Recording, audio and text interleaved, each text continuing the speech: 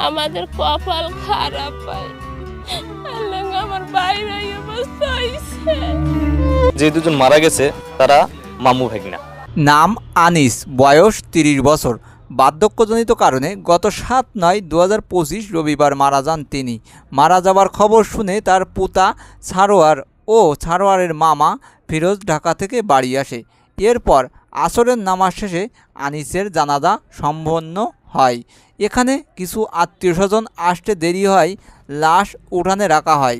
এর মধ্যে সন্ধ্যা হলে লাশ দাফনের সমস্যায় পড়তে হবে ভেবে সারোয়ার বিদ্যুতের তার টেনে একটি বাল্ব জ্বালিয়ে রাখে কবরের সাইডে। এই বাল্বের আলোতে আনিসের লাশ কবরে নামানো হয়। লাশ নামানোর শেষে স্টিলের খাটিয়া সরাতে যায় 4 জন। এর মধ্যে 2 জন ছিটকে বেঁচে যায়, কিন্তু মামাভাগ্নে ফিরোজ ও সারোয়ার তারের সাথে আটকে পড়ে থাকেন। তখন বাকিরা তারের লাইন অফ করে তাদেরকে হসপিটালে নিয়ে যায়। তখন চিকিৎসক তাদেরকে মৃত ঘোষণা করেন। আর বন্ধুরা, এই সব ঘটনা পেতে আমার চ্যানেলে একটা সাবস্ক্রাইব করতে পারো, আর ভালো লাগলে লাইক দিতে ভুলবে না। ভালো থাকো।